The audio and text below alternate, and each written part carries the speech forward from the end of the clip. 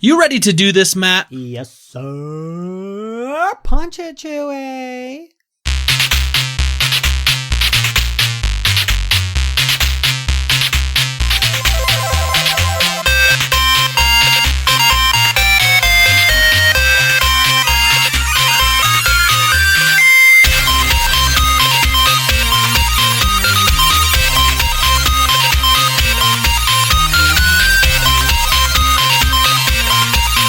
Welcome, super friends, to the Fortress of Nerditude podcast, a safe place to talk about all things in nerd and pop culture. I'm Spencer Stapleton, and my co-pilot is Matt Shaw. We're two nerds that just refuse to grow up. Thank you for joining us. This is episode 162. We release every Thursday morning. You can find us on our website, fortanerd.com. We have links to iTunes, Google Music, Spotify, YouTube, Stitcher, and everywhere podcasts are available. Stop by and relax a while. If you like what you're hearing, hit that subscribe button and get us automatically each and every week in your ear holes. Matt, episode 162, how are you this week? Man, I'm great this week, yo. Christmas came, Christmas went. Sad, happy, happy, sad. You know, you get mixed emotions, but the holidays are still rolling by the time we're recording this. The good times are rolling. New Year's is still upon us. So we're recording this on Monday, so tomorrow is actually New Year's Eve, which is also a great day of the year. New Year's Day is super fun. No one's working. We're just like hanging out. And in Texas, you're grilling meats. You're outside. Not so much where you're at in Utah. But Nope. Over here, I'm like, so Dad, what are you doing? Hot dogs, hamburgers, 4th of July stuff. You know, you never know what you're going to get. So it is going to cool down quite a bit, though. For us, it's a very chilly and balmy 60 degrees today. So we'll see. But yeah, man, everything's good. Life's good. How about you? How was your Christmas, man? Christmas was good. We're kind of in that post-Christmas, right before New Year's thing. I'm on vacation still. However, I went into the office today for an hour, like first thing in the morning. Well, okay, not first thing. I was there about 7:45. That's first thing. Yeah, I mean, usually I'm in closer to 7. But basically what had happened was I was counting on the fact that my backup tapes that I need, that we take backups, and then we also copy those backups to tapes so I can pull them off for offsite storage. So in case of a disaster, we could recover from backups. Grab those tapes, pop them back in, load them up. However, I had 2 backups over right at the week before Christmas and the Christmas time that apparently went a couple extra tapes. They went a little long. And that happens from time to time. Yeah. But because of that, I didn't have enough tape to complete the backup this weekend. And I got notification today on Monday morning. So I went in, swapped out tapes. A couple of people were like, hey, I got a question. I'm like, not working. I'm just coming in for an emergency. And then I came home and I was like, okay, now I'm going to play video games and I'm going to stream. But then it was like, well, okay, I got to do this. Let me have breakfast. Okay, now I'm going to stream. Now I'm going to play video games. Well, there's a conference call and it's about the buyout. Our company was just bought out by Hitachi. And so that's closing. So they were answering some questions. I'm like, okay, well, let me hop on this. After the conference call, I was like, okay, now I'm going to go play video games. Then the RAM shows up that I need to rebuild my computer. Stop the presses. Yeah, and I was like, hold on. This is what I got to do now. Yeah. So I grab it. I bring everything downstairs. I probably should have brought my old computer upstairs and had more room because in the little nook in which I record in and I stream in, there's not a lot of room. And we also have stuff that's just like right to the left of me of all the Christmas stuff. And we're waiting until the Christmas stuff is done. We'll pull all the Christmas stuff down, put it back in those boxes. Then it goes back into storage and it cleans that area up. But right now I'm just kind of like sitting in a mess, basically.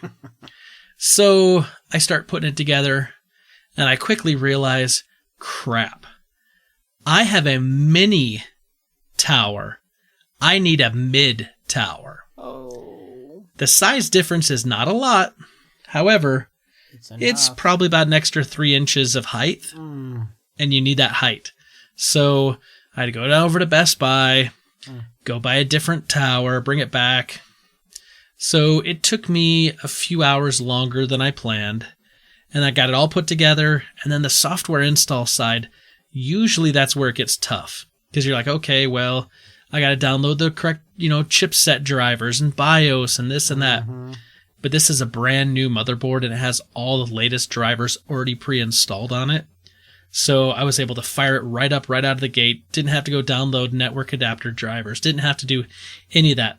Got it fired up, got it running, installed the Windows OS, and I was off to the races. And I probably spent 3 hours tonight installing everything that I need on it currently, which is OS, Microsoft Office, all the stuff to record the podcast, stuff for the streaming, all the updates, extra stuff. So like, I've just been down here working on this computer pretty much since about noon, all told. But I'm on the rebuilt.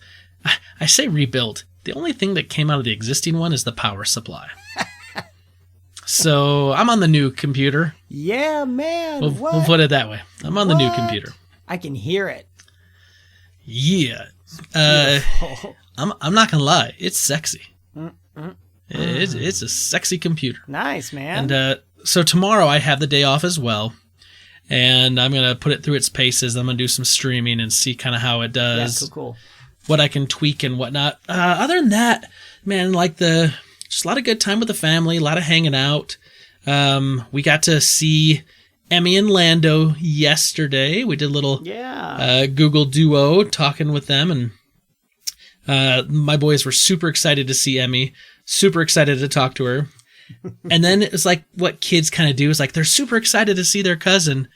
And then like after like 5 minutes, it's just more like, okay, now I'm going to play here in the background so you can watch me play. Right. And Emmy's like, I'm just going to draw my stuff over here. Yeah. I just got a kick out of it. It just made me laugh. Just was like, yeah, this is how kids are. Yep, totally. So, yeah, that was fun. We don't really have any plans for New Year's. My wife always says like she wants, like we did something last year. We don't have any plans this year. And she always says, I want to do something. We should do something. And I don't know, Matt, about you, but maybe it's just because I'm getting older, but I'm to the point where it's like, I don't want to go out. I got kids. I don't want to go out to parties. I don't want to. Right. I want to go to bed. I stay up till midnight every night anyway. Yeah, this is no different than I'm at 1 a.m. I'm lucky with Lando. I'm like, well, okay, cool. Right. Yep. So I don't, there's nothing. Right. Nothing there. Right. No. I did purchase a few video games on the old PlayStation Network holiday sale. Hit me. So I purchased The Witcher 3. Oh, okay. Which you're going to laugh because I already have that on disc, but it was like $15. I was like, I can have this on digital now and I don't have to. Yo, hey. I'm telling you. Let me know when you got deals. I'm not up on the PlayStations. It's still there. I think it runs through the 6th of January. I gotta get on that because I got some games I want to get to. Okay, cool. So I got that for $15. Nice. I got Skyrim for like $15. Okay, hey, worth it. Sure. I got Harry Potter years 1 through 7 Lego Harry Potter. Yeah. $7. Oh man. I got the 4 Jurassic Park Lego games for like $5. I purchased Beat Saber because I've got that PSVR and got that all set up. Like that PSVR. I gotta tell you what, I've only played it a little bit. Okay.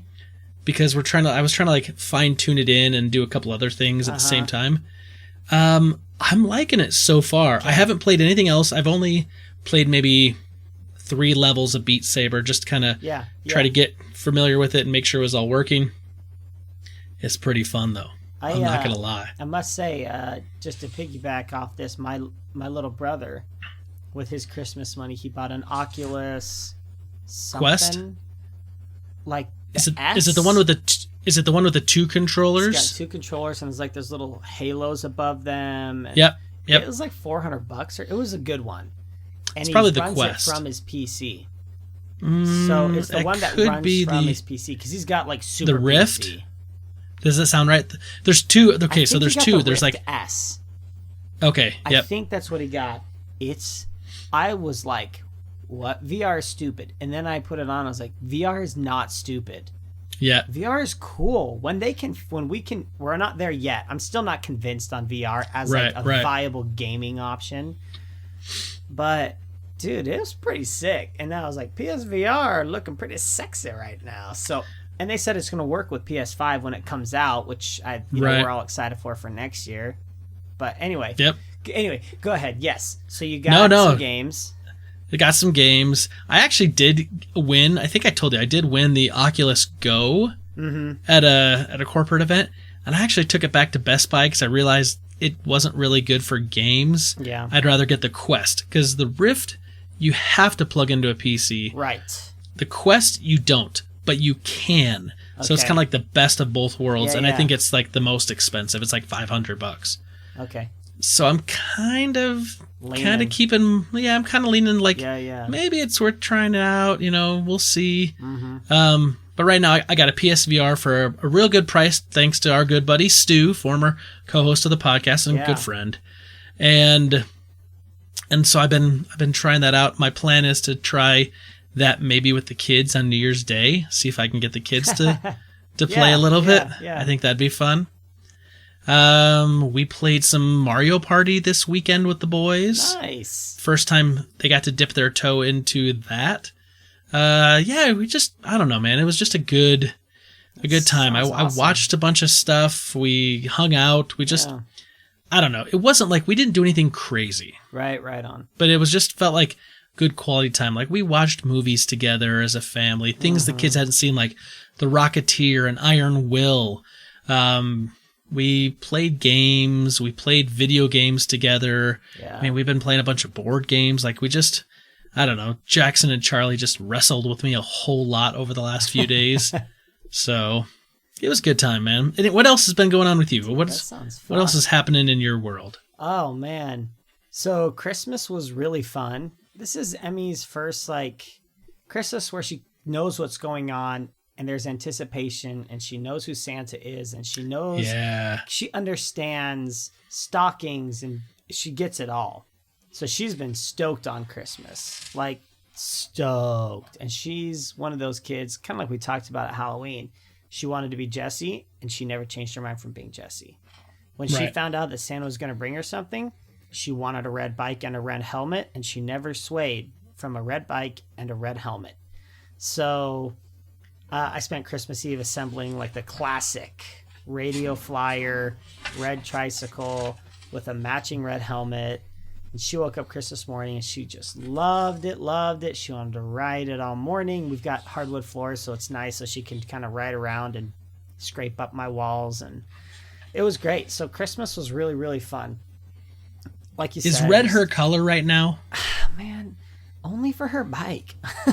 She's so weird. And her lightsaber. And her lightsaber. Yeah, she's naughty, guys. And all y'all out there, you ask her what color lightsaber she wants. She wants red. We have several lightsabers in our home, but she always grabs Vader's lightsaber. And she runs around and she hits you with it. And ha ha ha. I want to be a Sith Jedi. And I'm like, well, you got to choose. Do you want to be a green lightsaber, blue lightsaber, red lightsaber? She's like, red. I said, okay, you're evil. I get it now. Yeah. So, anyway, raising a little Sith over here.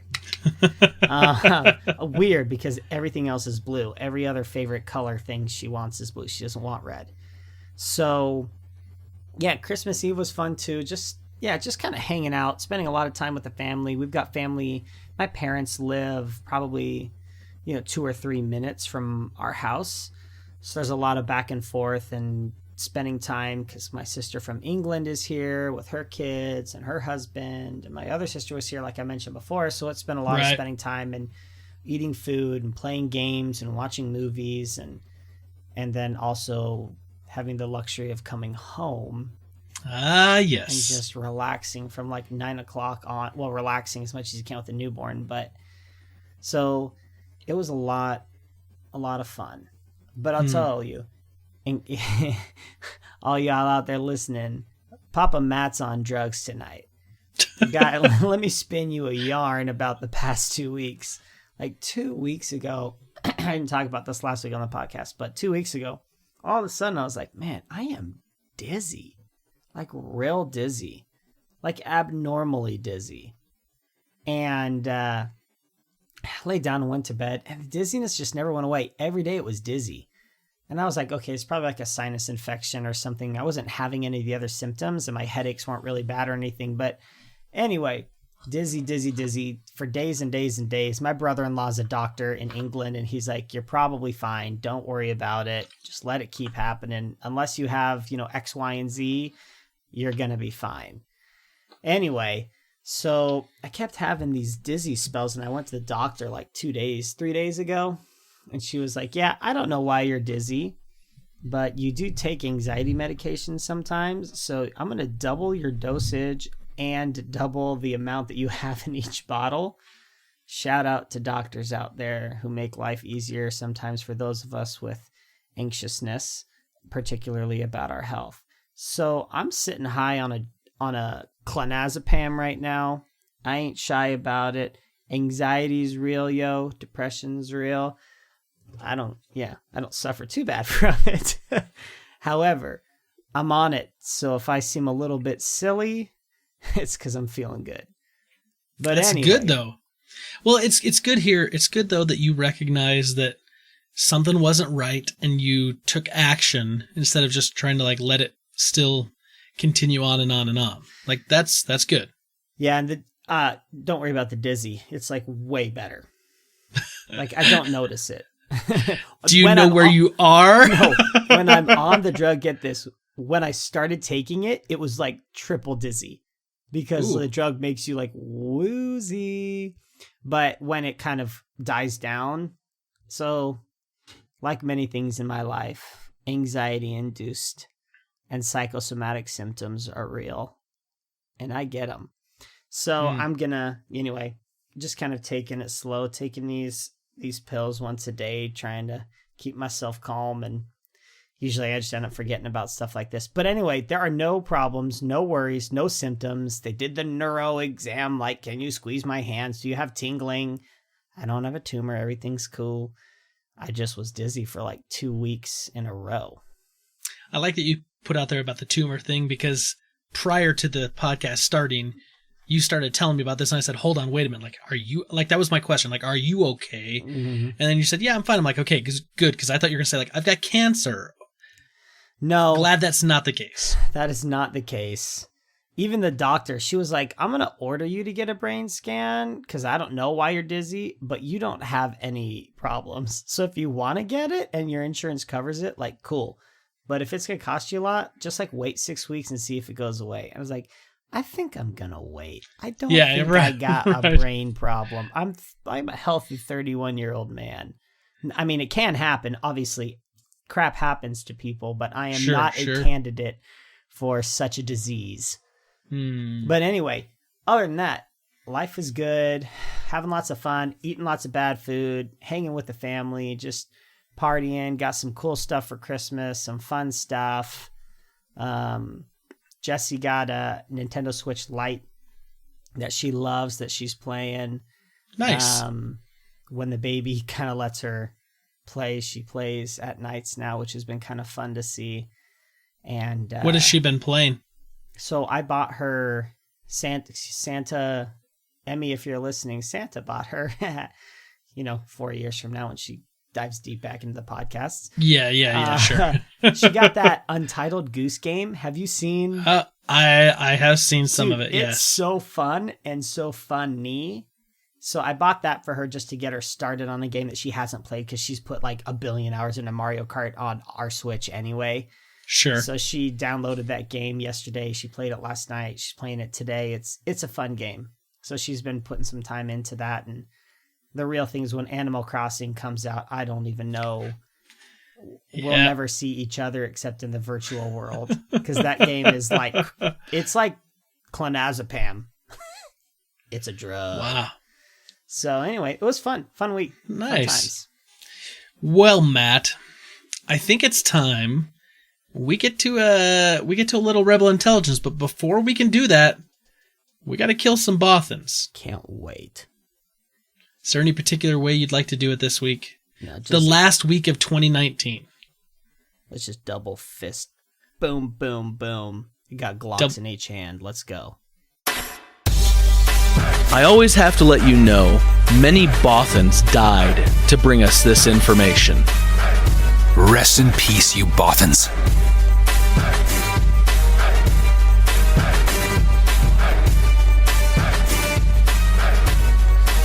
All right, Matt, we're into Rebel Intelligence. Bothans have been murdered once again. What do you have for me this week? Speaking of things getting murdered, things that you're looking forward to. Let's start with that. Come on now. The Uncharted movie loses another director. Oh, Man, this is the 6th director this movie has lost. And it's got its core in place.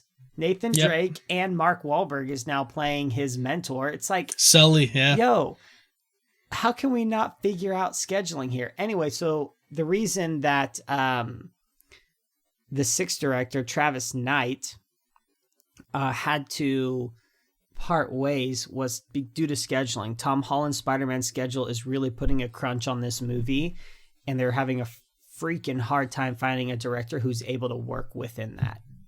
And so I'm not worried about the project. It sounds like it's going to happen. I mean, they reiterated that, Tom Holland is still on board. And so is Mark Wahlberg, and the studio is still committed to making not just Uncharted, but other PlayStation exclusive type Sony video game movies.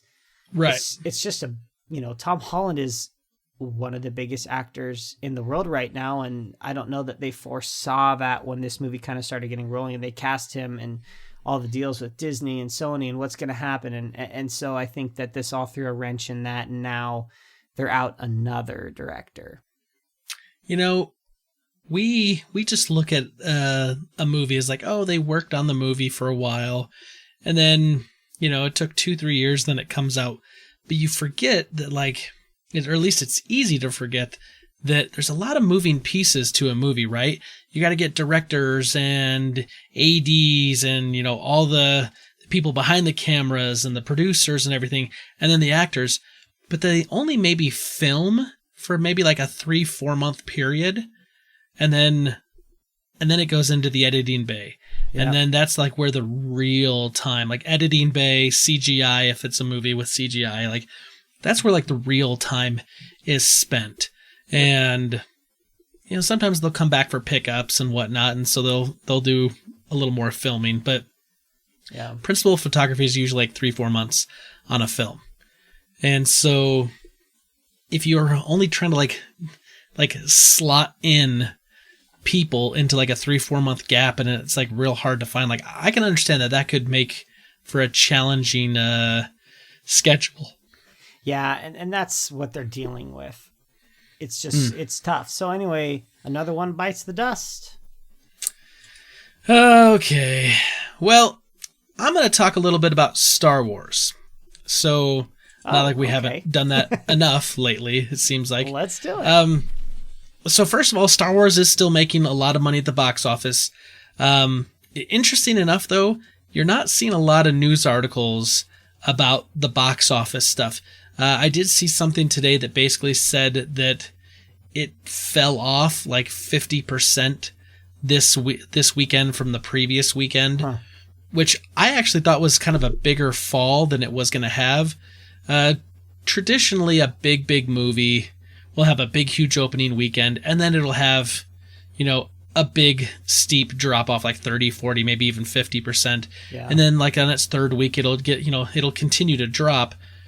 But some of the big movies, like Endgame, that came out earlier this year, that had a massive opening weekend.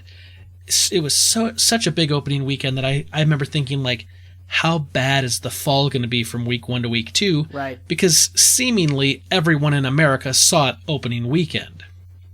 However, it didn't have that big of a fall. It wasn't until its third week when it had the bigger fall, week to week, right? But Star Wars took a dip. It still won the weekend, but Welcome to Jumanji still had a really respectable week. Little Women had a decent week. My wife saw that this weekend. Yeah, so did my wife. Oh, funny enough. But that's not the Star Wars thing I was going to talk about, but I just wanted to mention, like, Yeah. it's doing good. It's doing good.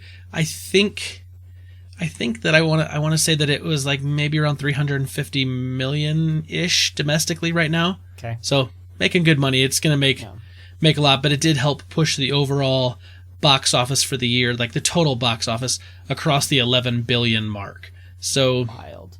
in this year, $11 billion has been spent in the movie theaters. Crazy. So crazy. But did you notice, and I don't know that we really talked about this, how the character of Rose Tico did not have a lot of screen time in The Rise of Skywalker?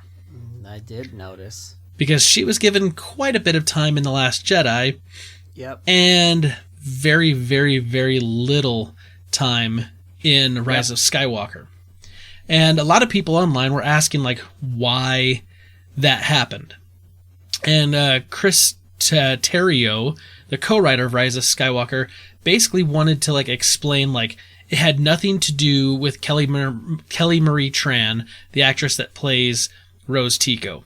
But basically said what happened is that they wanted to do a lot of scenes with her and Carrie Fisher footage that they had put together, so that basically, like, she said, like, I'm going to stay here and help, right? Yes. The whole idea was that she was supposed to stay back at the base with General Leia Organa, and she was going to try to help, like, be kind of like an anchor, like, you know, she was kind of like help co-running things from back at, you know, HQ.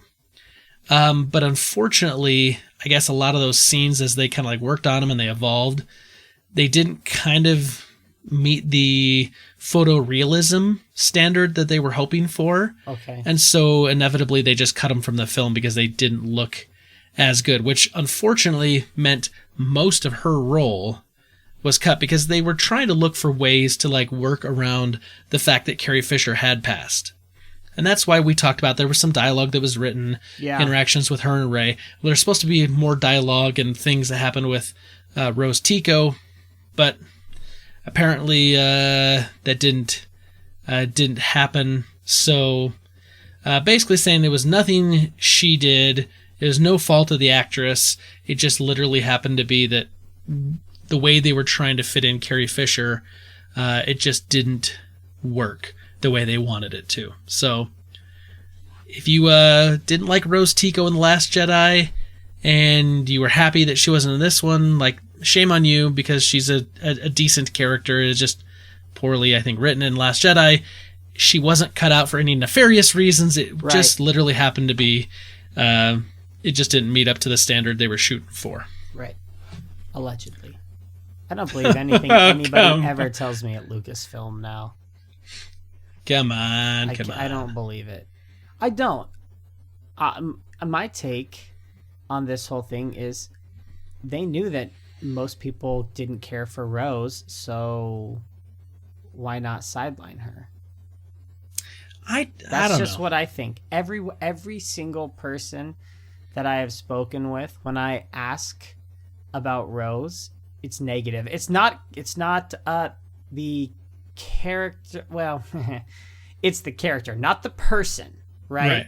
She's a great actress. No problem with her at all. And I feel awful for her for what she's had to endure. However, I just don't think anybody liked her. And so I think they just almost wrote her out of this movie on purpose. But that's just me. That's my opinion. I think he's defending it, and I don't think he needs to. But that's just me. Maybe not. I think, though, I'm going to say this. I didn't really have a problem with the character of Rose Tico so much in The Last Jedi. It was more just like, the character felt a little unnecessary. I didn't feel like the character brought a lot to the film. But, like, the character didn't, like, make me hate her in any way or hate the character in any way. I just kind of went like, Yeah. Okay. Yeah. All right. She also did take a heck of a lot of guff flack on the internet, and I felt horrible for Kelly Marie Tran, the actress, right? Because no one deserves that. No. However, the whole idea, though, of, like, defending maybe the lack of her screen time, I think maybe is in response to the way that the internet did treat the actress, the That's human fair. being. Yeah, I agree with that. And so maybe Good- you're right. good to Maybe defend her. maybe they didn't need to defend the choices, but I think maybe this is more of an effort to feel like they're doing more to stem rumors, to stem maybe the potential for negativity Yes. to follow up, because I mean, life probably wasn't very easy for her. No. For a little while, very, very unfortunately, and no one deserves that. So, No. Agreed. Completely Anyway. agreed. what else you got? All right, so for my final biggest surprise ever, actually, somewhat, I don't know if it's a surprise, but we are back with The Mandalorian in 2020. Fall Yes, sir. of 2020, the second season of Star Wars Riff on Lone Wolf and Cub is coming. Fall of 2020, we find more out about our friend Baby Yoda, the child. The child. And we kind of discuss, you can go back and listen to our Sidekick podcast to kind of discuss what our thoughts may be for season 2, where we may be going. And I mean, it could go in almost any direction. So I'm very excited. I was very happy to see fall 2020. I mean, that could be, and we mentioned this, I mean, it could be in September, it could be in November again. We'll just have to see. I'm glad that they're not pulling a Stranger Things on us, though. Yep. Okay. I mean, it was a given. We knew we were going to get a second season. Yeah. It's nice to know that there's a date. We know fall. Yeah. But this is my concern with the rest of Disney Plus. Like, what's going on with 2020? Like, what? Mandalorian's over. That was your show. People are going to cancel. I had some friends that have already canceled. Yeah. And they said, well, because there's really nothing on right now that's big that I want to watch, and one of my buddies, his name is Pat posted a screenshot of his, reason for, he says, rate us, can you give us a reason? And it was like, not, this, that, I don't like this, I don't like that. And there was a thing for other, and he clicked other, and in there he says, The Mandalorian is over. This is the way. And I just laughed. I was like, okay, tongue in cheek. That's pretty funny. They got maybe not millions. They probably have gotten hundreds of thousands of those responses. I'm sure. And that's what I worry. And they're not being proactive about saying, oh, wait. Loki is coming in February. We're not getting that. Or wait. Winter Soldier and whatever is coming out in Falcon March. and the Winter Soldier. Yeah. Don't cancel yet. Oh, Cassian Andor. That's coming out in August. Just wait. We're not getting any of that, and I'm a little worried about the problem is, I think a lot of the big tentpole stuff is coming in 2021. And I know. Not stoked on that, man. I mean, that means we'll have a great 2021, but I don't know. I think that's also why we heard that The Mandalorian's going to return in the fall of 2020. It's like, let's keep this fire stoked. Let's keep people talking. But I agree. While I've actually enjoyed a lot of their original stuff so far, the Imagineering series has been really good. Brita's been watching the World According to Jeff Goldblum. That's such a good show.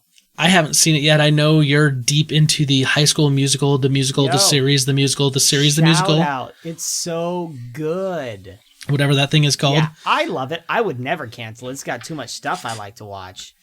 Right. Well, and also for me, like all the kids stuff. Like I said, we watched The Rocketeer. Yeah. We watched Iron Will. Yep. We watched Swiss Family Robinson on it with our kids. Like stuff that they've not seen that we don't own. Right. Although I think I do own The Rocketeer. But still. I just worry about their demographic. The core demographic, that 18 to 20 whatever year old. I don't know. I feel like kind of the millennial generation was the last generation to grow up on Disney. And this new generation has grown up with just Netflix and streaming and The Office and Parks and Rec and those kinds of shows, to where the Disney stuff is not as interesting to them. And now that The Mandalorian's done, they're done. My little brother said, well, if you weren't paying for my subscription, I would have dropped it the second The Mandalorian was over. And I think there's a lot like that because he's much younger than me, right? He's not a millennial. He's in that transitional generation, a Gen Z or Zoomer or whatever. And so it's, I don't know. We'll see. I think they're going to lose all the college students and a lot of the people that, aren't parents yet. And they need them too. They need to push The Simpsons harder. They probably do. I mean, they tried, I feel like, this year when Christmas came around and they were on my queue, they kept pushing the Simpsons Christmas episodes. They're like, here they all are right here, easy to click. And so I think they were kind of trying to do that. I don't know.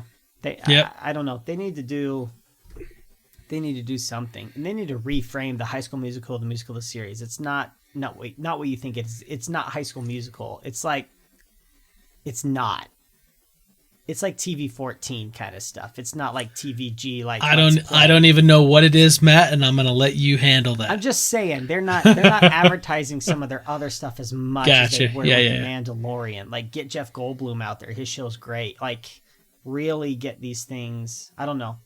We'll see. I'm a little concerned. But anyway, that's not what this was about. Mando 2020. No. Mando 2020. Baby. So I've got something that I actually didn't have in Rebel Intelligence. So I'll get back to my last Rebel Intelligence thing here. But kind of like what we're talking about, I saw something today that I thought was really interesting. So Netflix, and I saw another article that said I was like Parrot Analytics. I think that's the name. Parrot Analytics. I keep thinking Penguin, but that's maybe like Harper Penguin. It's completely different. That they do this thing where they say, like, Netflix. So we know that Netflix doesn't release like numbers. They just say, like, here was the most watched, here was the most whatever in the year. But they don't tell us like actual numbers. Right. So Netflix said, here's our list of the 10 most popular releases of 2019. And number 1 was Murder Mystery, which is that, like, I don't know, I think Adam movie Sandler, with Jennifer Aniston. Right. Brita saw it, but like I didn't see it, and I didn't see a lot of hype for it. Number 2 was Stranger Things 3. Mm-hmm. Number 3 was Six Underground, which is that Ryan Reynolds movie. Yeah. Number 4 was The Incredibles 2.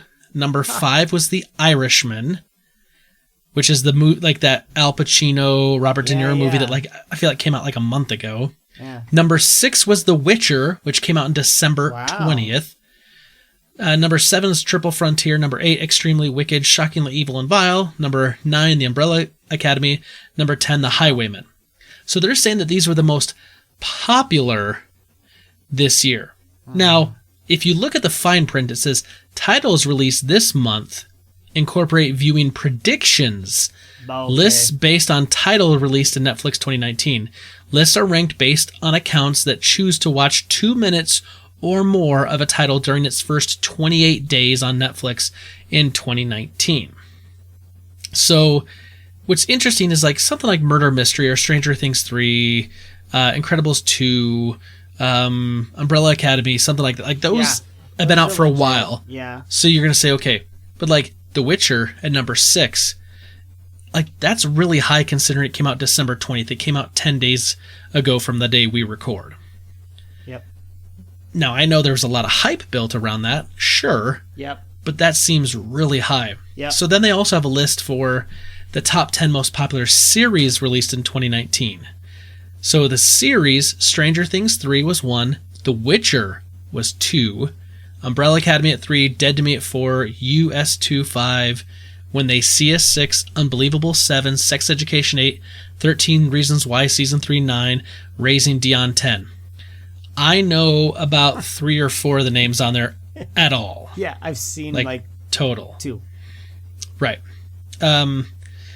What's interesting is I read this article talking about the Parrot Analytics that basically said that they don't just look at Netflix, but they look at other things like Disney Plus, Hulu, and they said that that The Mandalorian was like the number 1 show, like for the last couple weeks. Yeah. But that The Witcher actually overtook it as the highest series this last week for the week. And they based it off of kind of the Netflix things that they're saying, also some other stuff that they do based on like number of times it's mentioned in social media and web, right? And they basically said, like, look, the Netflix series overtopped Star Wars, and, it's the reigning king. And I went, okay, but we don't have clear numbers. And I think that if we're going to try to look at streaming-only platforms with streaming-only content, we have to have a better way of ranking it. We can't just take, like, these are predicted based off of people watching 2 minutes. This is based off of... I get that there's an algorithm that's involved. Yeah. But it's not exactly clear. It seems a little shady when it's like, well, wait a minute. Stranger Things 3 was huge, so that's the top spot. I get that. Mm-hmm. But according to this Para-Analytics, Mandalorian overtook Stranger Things 3, and then The Witcher jumped it in the 1 week it was out. And maybe also because we're only getting 1 episode a week of The Mandalorian, and then The Witcher the whole season drops because it's Netflix and they drop everything. I don't know, but I think we need a little more clarity. That's all I'm saying. Yeah, I call bullcrap on all of it. I think they're just all making it up for clicks. I don't know how you can possibly know that. Aggregate all this data and then come out with a report that says these are the most popular shows. There's no way. Yep. I have a hard time believing any of the information that was provided. To me, there's no way The Witcher is more popular than The Mandalorian. I'm on Reddit. I'm on the internet. People are talking about The Witcher, but good grief. Not even close to The Mandalorian. Not even close. Yeah, I definitely say The Witcher has a huge following. Sure. But People are watching it. My brother's watching it. I get it. But Star Wars versus a Polish book series that was adapted to a video game. Hard to believe. Yeah. There's other things on that list. There's a little bit I kind of go, yeah. How much did they pay you to put this right. together? Because they said, okay, here's the top 10 movies, like popularity. Yeah. Murder Mystery was number 1 again on Netflix. Then Six Underground, then Incredibles 2, then The Irishman, then Triple Frontier, then This Extremely Wicked, then The Highwayman, then Spider-Man Into the Spider-Verse, then Ralph Breaks the Internet, then Secret Obsession. It's like, Ralph Breaks the Internet and Spider-Man, like... Weird. I get that, but, like, the Murder Mystery? Like, is that really... Like, it's topping, like, all their lists. Like, was that movie really that big? Or is Netflix skewing their numbers and trying to push some of their original content to say, like, hey, look, what you missed out on. Come check it out. Mm-hmm. I don't want to be negative. I don't want to be Mr. Conspiracy Theory tinfoil hat guy here, but it does seem a little odd. That's all I'm saying. Yep. Little odd. Okay. Now let's actually go back to my last real thing. I don't watch Regis and Kelly or Kelly and Ryan or whatever that show has become. Okay. It used to be Regis and Kathy Lee, then it was Regis and Kelly, then it's, I don't know, Regis and someone, then it was Regis, then it was Kelly, then it was, I don't know. Yes, I think Live with Kelly and Ryan, I think is what it's called now. Right. But basically, Ryan Reynolds was there, and he was asked about Deadpool 3. And his response is interesting. He says, yeah, we're working on it right now with the whole team. We're over at Marvel now, which is like the big leagues all of a sudden. It's kind of crazy. So, yeah, we're working on it. So, awesome. Information, do we know anything about it? Do we know when it's being released? Do we know anything about the story? No, we do not. But for those of us that really liked the Deadpool movies, which those movies made a lot of money. Yeah. The idea of, hey, these were a Fox property, now purchased and owned by Disney. Disney isn't doing rated R superhero movies. Right. Is that still going to be a thing? Will Deadpool continue in its iteration? I like to hear that they're still working on the project. Mm-hmm. I'm intrigued to see what'll happen. I think, if I'm being honest, I think that they could tone it down from its R-rated ways to a very hard PG-13 and not lose the charm of the Merc with the mouth. I agree with you. I do think that it is very possible because I think in those movies, most of the laugh out loud funniest stuff isn't the F words. It's just crude attitude. And you can get crude and you can drop some F bombs, but it's just the crass, like, I don't give an F about anything attitude, just no respect for authority, none of that. I think you can get away with that and make it a hard PG-13 and still play it into like an Avengers movie. I hope that happens, honestly. Me too. That would be pretty dang fun. It would just be a bummer to have like everybody playing in the same sandbox except for Deadpool. Yep. And everyone loves Deadpool. And how massive of a movie would that be if it was like Avengers and then you've got Deadpool and he's like, blowing some bubble gum through his mask on the side. You're like, this is going to be so sick. I can't wait. So I don't know. We'll see. I want to see Deadpool and Spider-Man interact. Oh my gosh. I want to see that so bad. I want to see Deadpool. Because I want to see the X-Men. I want to see the X-Men brought into this universe. And I want to see Deadpool with the X-Men. Because I think that would be amazing. Oh. Anyway, that's the last thing I had in Rebel Intelligence. Yeah, I'm out too. So, last week, we had a question of the week. Last week was our Rise of Skywalker movie club. My apologies, we did go on quite long. But sorry. Yeah, we had a lot to say. But we asked the question of the week, which was, what was your schoolhouse grade that you would give the Rise of Skywalker? And then also, where would you rate the trilogies, the prequels, the originals, and the sequels? So we'll get to that here in just a second. I want to take a moment, though, and just say I've had a lot of conversations with a lot of people online and in person, and I've seen some, toxicity that really has troubled me. And last week, Matt, you and I were pretty negative on the movie. Yeah. But I think we were pretty honest with kind of where we felt we were at, what was going on, and how we looked at it. I've had conversations, though, where people would ask me what I thought, and I would explain to them why I thought what I thought and what was going on. People were getting personally, taking it very personal and getting defensive and argumentative. And I'm like, I'm not listen, if you loved the movie, if it was everything you needed it to be in a Star Wars movie for you, that's great. Awesome. I'm happy for you. For me, it was not. And that's okay too, because that's, me, and those are my opinions. And so we didn't get any of that hate, thankfully. We did not get any of that hate in our answers this week. Oh, good. But I did want to say that, I think it's okay to love something and be disappointed in it and not like it. I think it's okay to love something and then the new thing comes out and you still love it.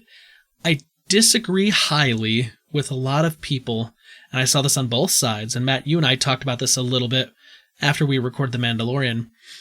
I don't agree when people say, hey, a true Star Wars fan loves this film. Right. If you don't like it or you hated it, you're not a true Star Wars fan. I disagree with that statement. I would also say people are saying, you're only a true Star Wars fan if you only love the originals and everything else after George Lucas is also crap. Stupid. So therefore, anything that Disney's done is crap. So therefore, you're not a true fan. I don't buy that either. I think you can be a true fan and love everything through and through and not have problems with it. I think you can also be a true fan and love a lot of it, but then question things and be critical and say, yeah, but this doesn't hold up for my reasons, whatever they may be. Yeah. And so, love it, hate it, it's a Star Wars movie. You can be a fan whether you critique it or not. That's all I want to say. Amen to that sentiment. Yes. Okay, so, we have an email. Let's go over to the email. fortofnerd@gmail.com. No, it's not Peter. Oh my gosh. This email is from Barry Cathcart. He says, all right, Barry. Hello, Spencer and Matt. A brief introduction of myself. I've been a nerd since before nerd was popular. My parents printed and colored comic books in a plant and would then bring them home from work for me to read. My first gaming system was a Pong system and was new at the time. This pretty much ages me. I play games on a regular basis on all systems, including computer.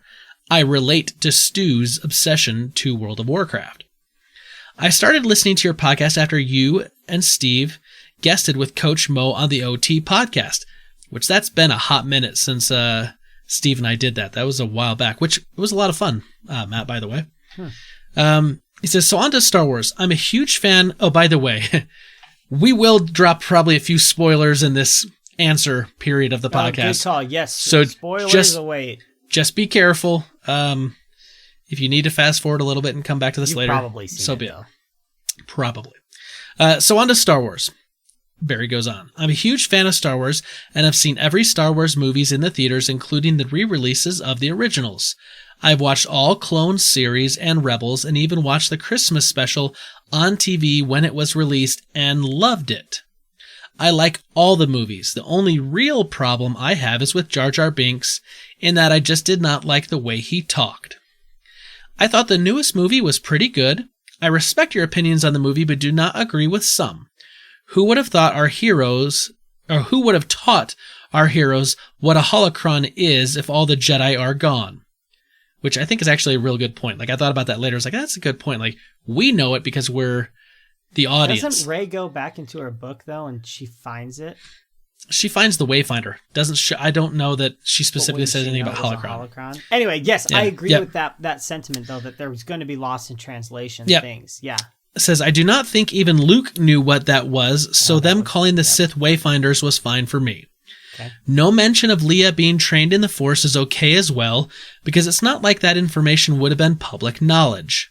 Rey not being brought back from death was fine for me as well, because I wanted to see more of Rey in the future and want to see more journeys with her, Finn, and Poe. I know you can't read most of my email due to spoilers, but on the grading scale, I rate it a B-, and my trilogy order is original, sequel, prequel. I enjoy the show and plan on writing again when time permits. You and Matt are doing a great job, and say hi to Steve and Stu. Barry.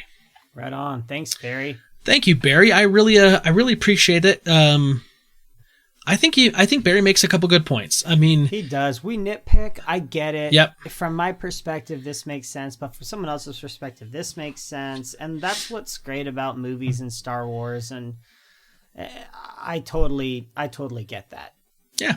Totally. And I also get the desire to see more Rey, Finn, and Poe in something. I want that too, but they've said they're not going to have it. If they I were know. like, we're getting a continuation and Rey died, I'd be devastated. That was my thought too. I was like, because they'd already said we weren't doing anything more prior Yes. to this film being released. I was like, Yes. well, kill her then. Like, Yeah, let it keep her yeah. dead. Like, narratively, that would be amazing. Totally cool. However, Matt, we have seen this where I Kathleen know. Kennedy will say, we're not doing any more trilogies.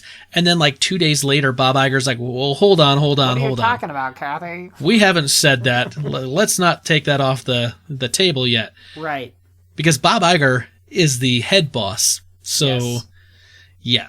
I think there's too much success with those characters. I think people genuinely love Poe, Finn, and Rey. I really Absolutely. do. We're just attached to those characters, and Rey is so popular at Galaxy's Edge. You see videos with her all the time, and she's got her show, and she interacts with all these kids, and I mean, these kids should be able to grow up with her.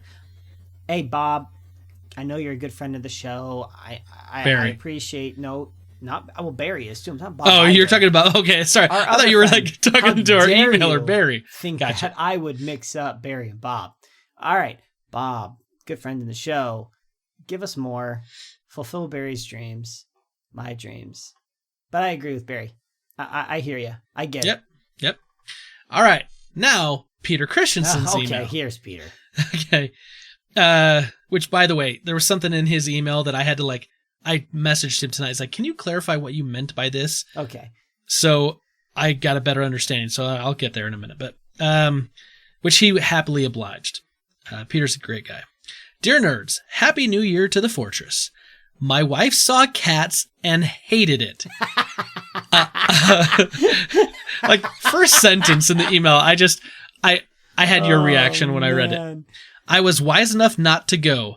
My favorite review of Cats was the guy who said, by the end of the movie Cats, I no longer knew what a real cat looked like.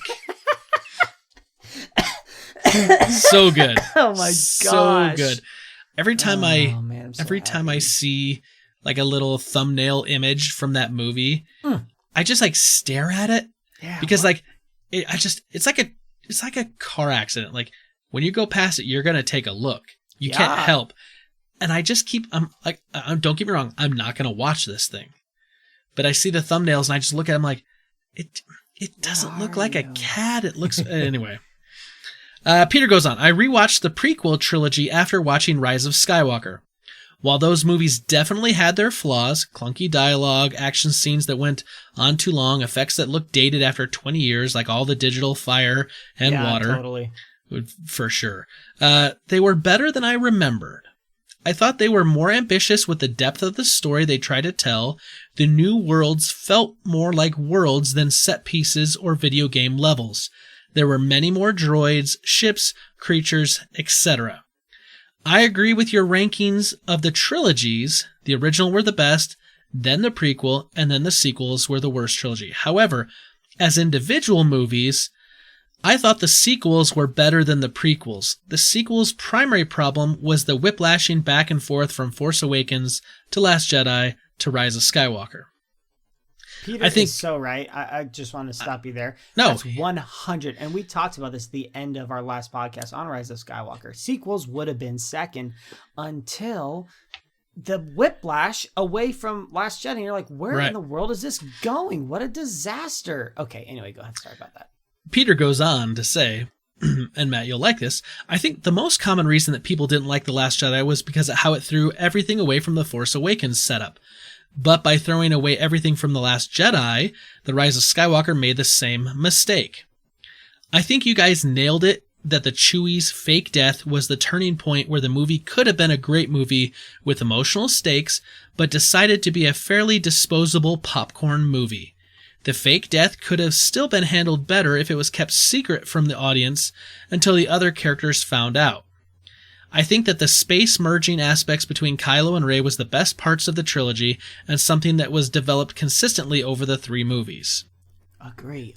Peter, yes. I agree. I don't like the space melding stuff. I didn't like it. Yeah. But I agree, like, there was some consistency, right? The connection was there in all 3 movies, and I loved, like, that was the only thing that worked in all 3 movies. Now that the sequel trilogy is complete, it's definitely about Rey and Kylo together, and the 9-film arc centers around Palpatine more so than Skywalker. I didn't love that he came back, but he did, and I would say that he's now one of the greatest villains in movie history. I think it's interesting, too, because Lucasfilm and Disney started referring to this as the Skywalker Saga. They started doing that sometime right after Last Jedi. They're saying, like, we're going to finish up the final film of the Skywalker Saga. Yes. And then I think with bringing back Palpatine and then the surprise with Rey, like, all of a sudden, is this the Skywalker Saga? Or is this the Palpatine, Darth Sidious, the Sith are trying to overthrow and control the galaxy saga? Yeah, they need to rebrand Just saying that your own branding kind of runs counterintuitive to the story you're trying to tell. Agree. Peter goes on. He says, I give Rise of Skywalker a B-. Once the Chewie fake dies, I lowered my expectations and just had fun. I loved the way The Mandalorian ended, and Spencer, I'm glad you were wrong. He's referring to the whole, the child is taken off planet. Yes, that Mando has kind to go. of a cliffhanger. Yep. Yeah, I'm glad too. He says, your reaction to one part of it makes me think you weren't a big fan of Big Hero 6, which has a similar event near the conclusion. But I'm sure Taika Waititi is a fan. So I clarified that. I was like, what do you mean by the Big Hero 6? And he says, well, basically, that in that a droid was programmed to be a caregiver and a protector, and then at the end basically has to sacrifice himself to fulfill that mission. And I went, okay. I'm like, I actually loved Big Hero 6. But when I talked to Peter about it, I said, well, here's the thing though, and maybe I could have explained this better. In a movie like Big Hero 6, we have most of the movie to to kind of fall in love with Baymax, to get his personality, to make that emotional connection. Yeah. And unfortunately, when we first saw IG-11 in the first episode, he was fun and kind of funny, and the fact that he wanted to commit suicide, it seemed like every 3 seconds, because like, my programming, I'm not going to make it, so therefore I must blow up. But then he gets reprogrammed at like the end of the 7th episode, and we see him for a brief minute or two. And then honestly, in the finale, we only maybe see him for like 10 minutes ish of screen time. It feels like. Yeah. And so I personally didn't make that emotional connection to the character. So when he died, I was just kind of like, meh, okay. Like, he did what he was supposed to do, but like, I didn't feel that sense of loss. I just think it's because of a lack of screen time. Had The Mandalorian been hour-long episodes, or had we had double the amount of episodes, and we could have explored that relationship more with IG-11 as a caregiver and seen him do a little bit more, I think my reaction would have been different. But anyway, I'll go back to Peter's email. He says, I probably fist pumped and paused mid-episode more in the finale than any other episode. It felt like watching the first Iron Man movie in theaters, one of my cherished movie experiences.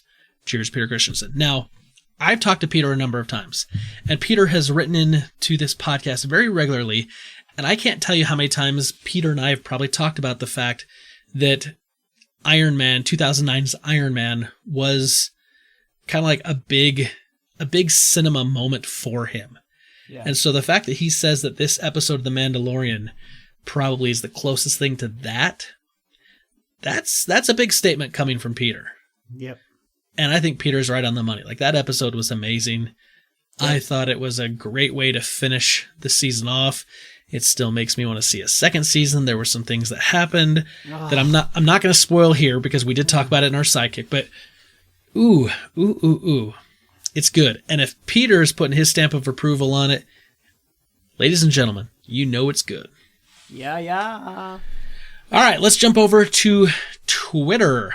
On Twitter, Rich Turpin, @TurpinRich, says, I give Rise of Skywalker an A. And then his ratings of the trilogy says, first, original trilogy. Second, the sequel trilogy. Third, the prequel trilogy. He says, that was a little hard because I loved Obi-Wan and he was dominant in the prequel trilogy. However, that was all I liked about that set. Okay. Obi-Wan was amazing. Ewan McGregor was amazing. I can't argue with that.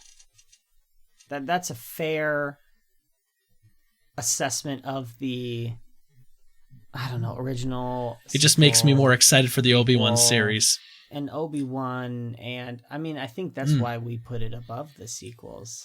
Yep. Obi-Wan, and then what Peter was saying, was it Peter or was it Barry that was saying, just the overarching depth of story they were trying to tell in the prequels. I've come to appreciate that as I've gotten older. Yeah. And you kind of get the nuance of it. I guess that's why. So I suggest everybody to go back and watch the prequels and don't try to be like super entertained Jedi character development this way, but just I appreciated them in a different way this last time. Anyway, boring all of you guys. We got so much Star Wars on the freaking brain right now. What else do we got? Craig Tornquist @CTornquist says, I would actually agree with Rich. I may even put the sequel trilogy tied with the original trilogy. Wow. Now, Craig is a fan. huge Star Wars fan as well. That's awesome. Wow. I'm going to be honest, Craig. I don't think I can get there with you on that one. I can't agree with you on that, but I think that, if that's what it is for you, man, like, that's awesome. And that's the thing, though. This is where I think our paths are the same, but many others may diverge. If Rise of Skywalker, in our eyes, was a great movie, a fantastic movie, I could see myself almost getting there. Yeah.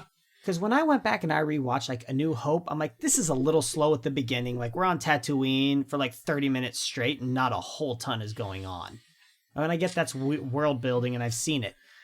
And Return of the Jedi has some moments where I'm like, oh, gee, okay. You also have to look too and I know this is going to sound kind of cop-out-ish, and it's really not, though. Yeah. The way movies were paced in 1977 versus how they're paced in 2019 are vastly, wildly different. Yeah. Movies took a lot more time to develop. They were slower. They could do that. Now, I think with the shortening of attention spans, we want movies to hit us in the face and just keep that pressure up the whole way through. Right. So But I think it's a little hard. It's kind of like when I talk to my brother and we talk sports, and Matt, you'll like this. I say that Michael Jordan is the greatest basketball player of all time. Well, he is. Well, okay, I'm glad you agree with me because otherwise you'd be wrong. But here's the problem, though. Michael Jordan, if you compare him to LeBron James now, and people say LeBron James is the best player playing the game right now, and sports people will talk, until they're blue in the face. Right. You put the two of them together. Well, they played different games because they played in different eras and the rules were different. Yeah. Well, you can make that same argument. People would say like, well, Bill Russell was a better player than Michael Jordan. Sure. And they'll say you look at the difference, the differences of the game, the differences in the league, and people were more dominant at different times, and the league was either weaker or stronger. And so I think it's the same thing with Star Wars in a way that everyone's going to have their different opinions, and like they're going to say like, well, this was the best for me, this was the best for me, and certain things are going to be hard to compare against because they're like, well, storytelling was slower here, and these had a lot more CGI but had probably some of the stronger overarching story, and these ones were more fast-paced and the action was intense and there was a lot of new things, and they were exploring different force powers and opening up new avenues to go down, but like kind of three very distinct trilogies, so like comparing them can be hard. Yeah, they can. And we all have things that we like more, and that's anyway, no spoilers about what I'm going to talk about later. So, but Michael Jordan's the best. Okay. I don't get how, I don't even know, LeBron's not even in my top 3 probably, in my opinion, of greatest players ever. If I was building a basketball team and I was looking for my starting 5, he would have a spot on the starting 5. Yes, I agree with that. But if I have to choose a top 3, no, he's not in that conversation. No. Anyway, we're not a sports podcast, but occasionally. But we could be. Occasionally. 2020, guys. That's the new thing I was talking about last week. That's your change. Fortress of Nerditude, no more. Fortress of Sportitude. The arena. Oh, see, how about that, right? Okay. All right. Anyway. Let's go over to Instagram. We got the All Bros podcast. Says, personal grade for us. Caleb gave it a D+. Rose gave it a C+. Okay. Very different opinions on this movie, but we both agree that JJ did the best he could with the crap he had to deal with. Disney wanting to please everyone and the wrench Rian Johnson threw in the story. I think what Disney is failing to recognize is that most of their success, and Star Wars's, comes from taking risks. Star Wars itself was a huge risk, but it was a huge success. Then after that, they just tried to play it safe, and it suffered for it. Disney needs to be okay letting storytellers take risks with the content they are given power over. Star Wars fans will go see anything Star Wars, just like Marvel fans will go see anything Marvel, and we agree with both. And we both agree the originals, then the prequels, and then he says adding in another category, the side stories, which I would assume would be like Rogue One and stuff. Then the sequels. Yeah. Very interesting. I agree with that list too, I think. Yep. The side stories have been like really great, just by the way. And you know what? I don't buy into like the people have like Disney hate. They're like, oh, all the Star Wars were great when it was George. Yeah. And then Disney took over and they all went to crap. Rogue One was fantastic. It was Rogue fantastic. One is in my top probably 4 Star Wars movies ever. It's fantastic. That's a Disney film. Yeah. But it didn't have to fit into like a trilogy with existing characters. Yes. So they could take risks. They could do other stuff. Solo's different because they were taking an existing character. And I do think that there is a little bit of the corporate, we need to try to please as many people as possible. It's a big tent pole. We don't want to turn off the fan base. We want to keep the dollars rolling in. And I do agree that quality of content can suffer sometimes under those circumstances. Yeah. But then again, you look at it, and Peter's going to love this. If you look at a franchise like the Fast and the Furious, those are done over and over and over again. They don't need to necessarily live up to a huge background story of lore, but it's a huge tent pole. They can play it safe. They don't have to kill off characters. I mean, they can kind of do whatever they want, but they don't have to kill off characters, and they can still print money essentially year after year after year. But Disney wants to protect kind of all their characters and keep everyone safe because, like you said, we want little girls to be still talking about Rey 10, 15 years from now and still have Rey at Disneyland and, you know, I don't know, whatever's going to come next with the Rey, Finn, Poe content we're going to get, because I believe we will get something. I hope so. Maybe a Disney Plus show. I don't know. But there's a lot. I think there was a good point made about Disney and storytellers, and I just think they made the wrong choices with this trilogy. I think they made the wrong choices. Pretty much every choice they made was wrong, unfortunately, for me. I think it would be hard to be a storyteller and to come into an existing world and say, here's what you can do, here's what you can't do, here's where, you know, you can never go near, because it could change maybe your view and outlook on what you wanted to do. I mean, it's why they went back to J.J. Abrams. Yep. Safe. He was a safe bet. They felt like the trilogy would be safe in his hands, so they went to him. Yep. And, you know, that's a corporate decision. I get it. Totally. Let's move on. All right. Matt, our super friends, this is the last opportunity they have to help us out in 2019, or maybe depending on when this releases, because it's going to release on, the 2nd of January, maybe the first opportunity of 2020. Yeah. How can they help us out in the new year? So, first thing is obviously, as your New Year's resolution, is to listen to the Forces of Nerditude on a weekly basis. There you go. And to invite one friend a month, or send our link to one friend a month. That would be a great New Year's resolution. One a month is not that much. Just link it, be like, hey, they talked about this week, something they're interested in, or pull back an old one. Not before me, because those podcasts don't count. But only from when I started. Just kidding. Every Hey, counts. I've been here since the beginning. They can stay for me. Brother. And then the other thing you can do is give somebody you love a hug. Like an unexpected one. Like you hug your wife, you hug your husband, you hug your kids, but do it like at a time that is just different than what like you might normally do. But you're saying people you know, like don't go up to a stranger on the street and hug them. Well, if the feeling prompts you. Stranger danger, Matt. I'm not Stranger saying danger. If you live in a major city, do not do this. Like on the bus, don't do that. If you live in Texas, maybe you could get away with it. Maybe if it's the same. Don't do it. Just hug somebody that probably lives in your house at a time that they don't usually get hugged.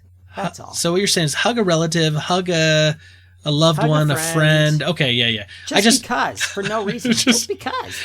I'm okay with the saying, hey, let's, tell a friend, tell someone you don't know about the podcast versus the hug someone you don't know about because the podcast told you to. That's a little creepier. Know and whisper to them about our podcast. No. That's the other thing you can do. Number 3. This is a very uncomfortable hug because you don't know me, but go listen to the Fortress of Nerditude. Yes. Yeah, okay. Works. Matt and I will not be paying for your legal fees after you've been arrested. Just saying. No. All right, Matt.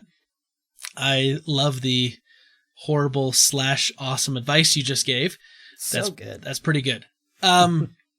So it is the last time we're recording in 2019, which is apropos to our conversation tonight, which tends to be the conversation I always have the last recording of the year. However, this year is going to be slightly different because it's also the last recording of this decade. Man. So. Crazy. We tonight are going to go through our personal favorite movie, favorite video game, and favorite TV / streaming show of the year and why.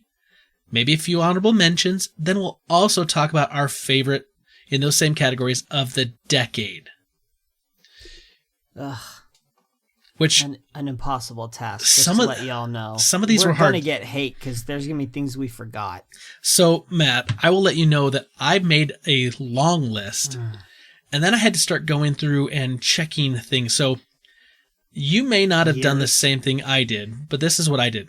If a show, because this is primarily going to affect shows the most, if a show started in 2009 or earlier, but continued into Right. this decade, Right. I did not count it. Neither did I. And there were like 4 of my favorite shows of all time. Yep. That I had to be like, nope, Community, sorry, Parks Nope, and Rec. Parks and Rec, because they sorry. started in like September of 2009. I know. It was like, ugh. That was tough because then it was easy. That would be too easy. Yep. So this was much more difficult. Still easy, I think, actually, for me on the TV shows. That was easy. But the movies was shockingly difficult. So let's start then with the movies. Okay, great. Thank you. So, what was your movie of 2019 and why? And if you want to do This- honorable mentions, if you have honorable mentions, you can Okay. get them out of the way first. Okay, so this was really, really, really difficult because I saw a lot of really good movies this year. There's like the big blockbuster movies, and I think that I have to give the movie of the year. Here, we'll go with honorable mentions first. Okay, my honorable mention, which is right there. I mean, I couldn't decide if I wanted to do this as movie of the year, was Knives Out. Ooh. If you have not seen Knives Out, go see it. It was such a great, delightful, fresh, cool movie. Daniel Craig in like his coolest role ever. It's so Cooler good. than James Bond? Dude, almost. Like he basically Really? plays James Bond. He's a detective. And he's like analyzing all of these little clues and the family and the quirks and trying to follow the breadcrumbs with this girl and Chris Evans is in, and there's all of these people that play these roles in this eclectic family. It's so good. So well done. I still need to see it. You really do need to see that. But my movie of the year is Avengers Endgame. Okay. And it came to that because I thought when I went to the movie, what movie made me feel the most? And Avengers Endgame made me feel something the most this year. Every time, I think I saw it 2 or 3 times in the theaters, and every time I walked out with something else. It just made me feel sad, devastated even, in ways I didn't expect to feel devastated. And it made me realize I was invested in these characters emotionally way more than I thought that I was invested in them emotionally.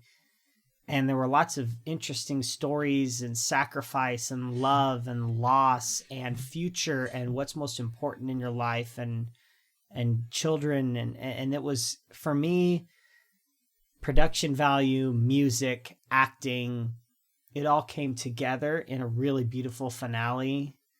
And the Russo brothers did a great job. And that, for me, is my movie of the year. Wow. Okay. So let me tell you my movie of the year. I had a few more honorable mentions than you did. So my first honorable mention is Spider-Man Far From Home. Okay.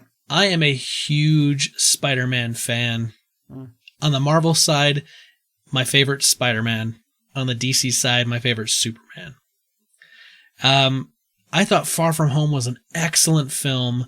I thought it followed up on the emotional kind of baggage from Endgame so well. Yeah. It introduced Mysterio in a way that was, I mean, I knew the twist had to be coming, but still kind of like how it was happening and what was going on was so good.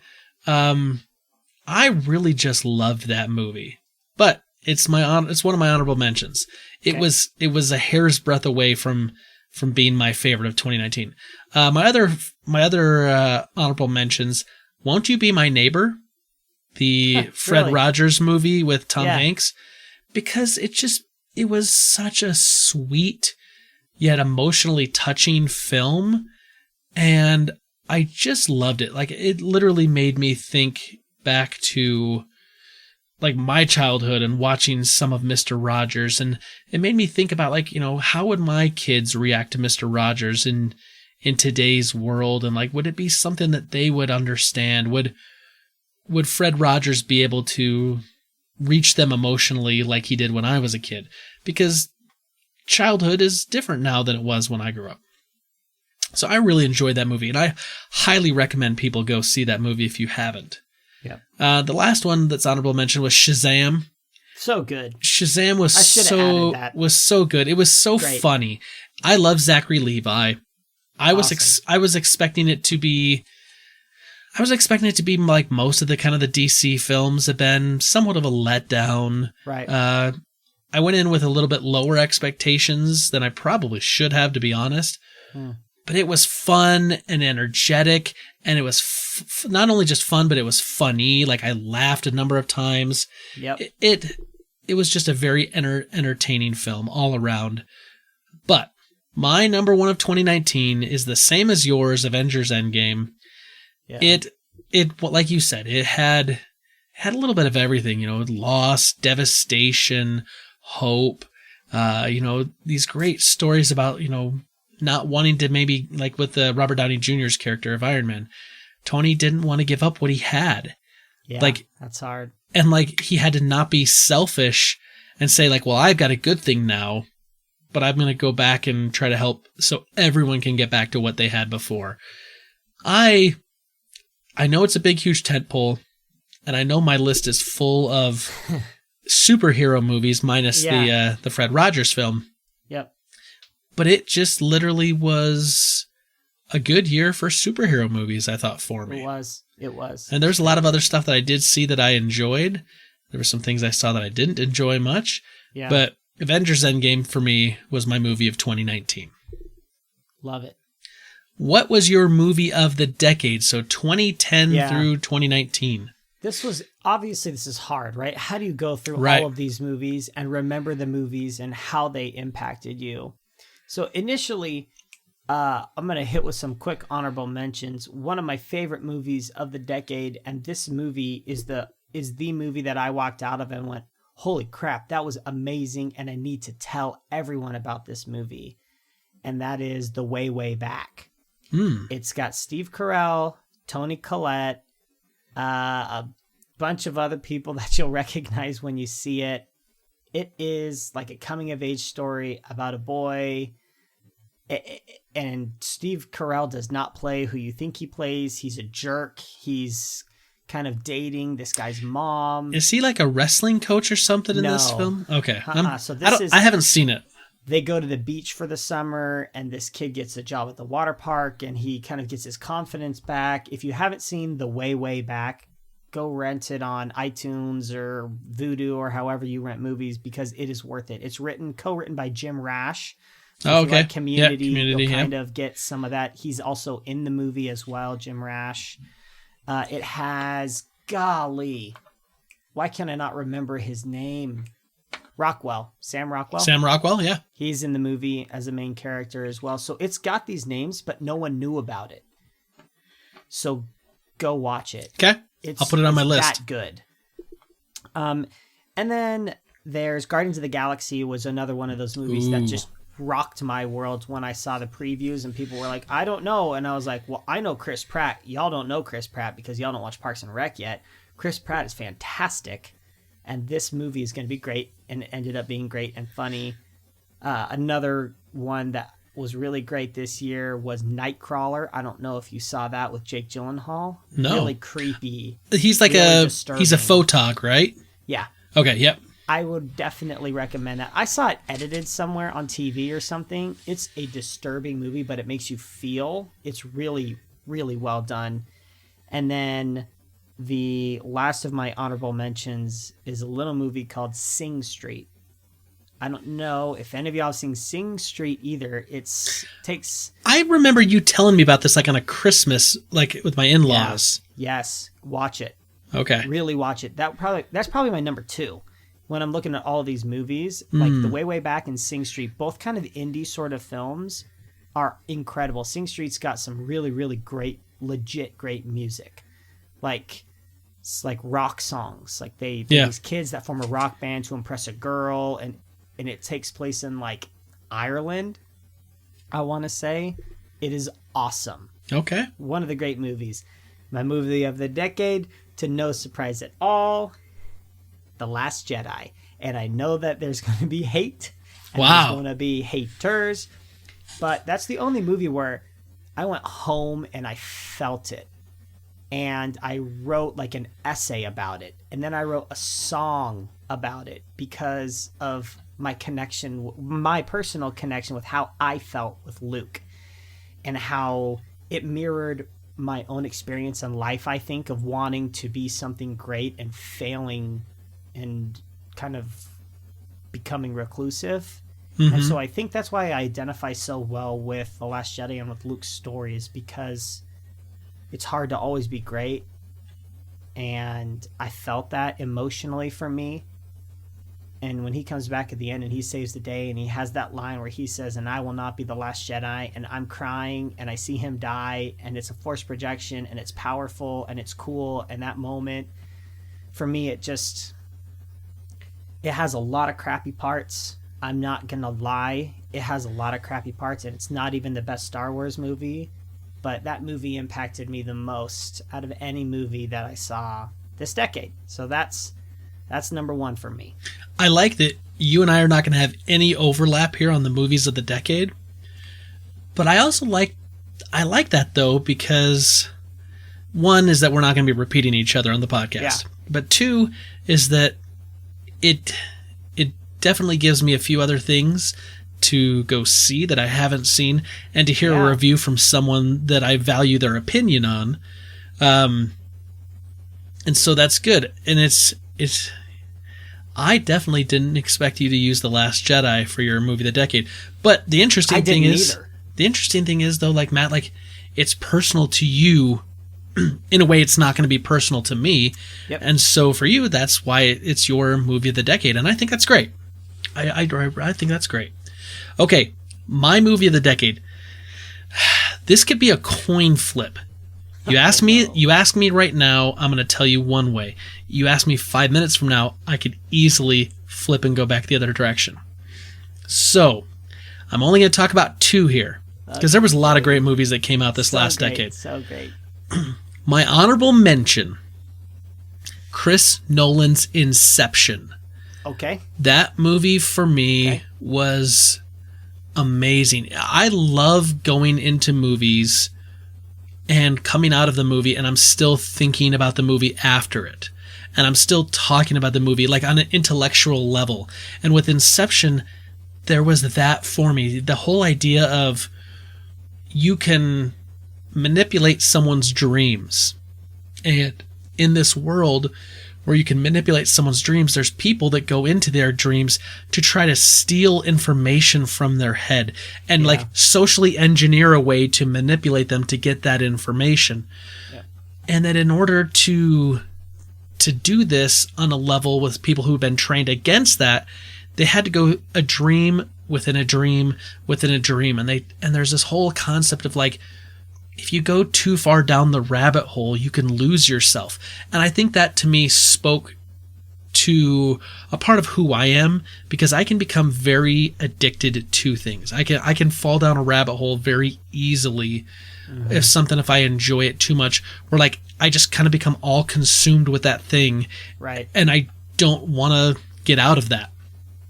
And so like that kind of concept really spoke to me, and it felt very engaging intellectually, mentally. And when I came out of that, I was like, is that top still spinning? Is he in real life or is he not? Are those really his kids? Did he really make it home, or is he still in the dream? Like, and they wanted it to be a little ambiguous. They wanted you to be talking about it. And I think that movie hit for me on every single level. I loved it through and through. It's one of the few movies that I keep a digital copy of on my Surface or on my phone at all times. Yeah. The original trilogy, Star Wars, Inception, Ghostbusters, and then the next movie that I'm going to mention that came out in this decade. Captain America Winter Soldier. Oh, Okay. I love a good political thriller. And this movie is a 1970s style political thriller that just so happens to have comic book characters in it. Yeah. It was engaging. It was fun. It had that kind of intrigue and the maneuvers within maneuvers within maneuvers. The shady kind of backdealing. And then for the MCU, it really changed a lot of things in the MCU. We found out that really the whole organization that had been running S.H.I.E.L.D. had really been infiltrated by Hydra. And it kind of shook everything up and twisted everything on its head and really helped redefine what the MCU was going to be like for the next number of years, the next number of films. It was a follow-up. It was a sequel to a film that I just thought was like, hey, the first Captain America movie was fun. It was a good popcorn movie. I enjoyed it. But this sequel I thought was probably the best of the Captain America films. I still happen to think that it's the best of the entire MCU altogether. So Captain America Winter Soldier today is my best of the decade. But if you ask me tomorrow, it could flip back to Inception. Like they're so close in my mind. Okay. I love them both. Awesome. Yeah, neither of those came to me. But I'm a simple man when it comes to movies, and Christopher Nolan is not a simple movie maker. No, he's not. I checked to see, though, if I was like, what about Dark Knight? Was that? I was like, no. Dark Knight was like 2008 or something. 2008, yep. Because Brita and I actually went, I say we went on our first date to go see that. It was a group date. With her sister and with my buddy Steve. Brita denies that it was a date. I just think she's in denial. I mean, we literally were like dating and said we were dating like maybe 2 weeks later. It was a group date. I was laying the groundwork, if you know what I'm saying. I gotcha. All right, cool. All right, video game. What was your video game of 2019? This was easy. Both of these for me. It was easy because I don't play as many video games as a lot of people, I think. And for me, video game of the year is Star Wars Fallen Order. Yeah, Jedi Fallen Order was amazing. Yep. It was so good. I haven't played a good Star Wars game. I don't even know. And what I loved most about this Star Wars game was how good the story was. Which don't spoil anything because I'm still working through it. I won't. Okay, good. How good the story is, right? It takes place in a unique time in Star Wars. Right. Where we get to explore more of people who have escaped Order 66. Yep. And how it ties into the greater thing. It wasn't like okay, you're a Jedi and you're going to go blast things and you're going to kill the bad guy at the end. It's depth and character, and it ties into what we know about Star Wars already, and it adds to what we don't know, and we get to explore places that we've only seen briefly and really in like animated shows, and you get to go there and like see them. It's for me, it was everything I could have wanted in a Star Wars video game, and everything I want in a video game. I want to be entertained, and I want to beat it in a week. I want to be good enough to where I can beat it in a week if I want. Right. I see what you're saying. It got me that it was that good. I have an honorable mention, but I'm also going to preface all this by saying my 2019 video games, in 2019, the video games I've played have mostly been older games that I'm working through my backlog. Right. So I've only played 2 2019 games. So the honorable mention is Apex Legends. I haven't played it in a little while because I've just been way too busy, but I love Apex Legends. It is a fun shooter. Some of the things that were introduced, like the pinging system so that you can communicate with random teammates from the internet without actually having to be on voice chat and having to deal with some of that. It does it so well in the game. The game feels very balanced. It's just a lot of fun. I've always been a big battle royale shooter type. Right. But Apex Legends, you're in a squad of 3, and I really loved it. So that's my honorable mention. But my game of the year is going to be Star Wars Jedi Fallen Order as well, because it's really the only other game that's a 2019 release that I've played. I'm still working through it. This last month has been kind of crazy. I'm about the halfway point of the game. And I gotta say, like, it's got the Star Wars thing going for me. It makes me feel like I'm playing an Uncharted game at time, and I loved the Uncharted games. It's hitting me on every level that it needs to hit. It's fun to play. It's a cool IP that I'm already familiar with, and I just don't want to put it down, which is kind of the problem. That's what makes it. That's what made it so great for me. Is I didn't want to put it down. I played a lot of video games this year where I was like I played it and this is fun, and then I put it down. Yep. And when I think of we'll move forward on because we both said Star Wars. Yep.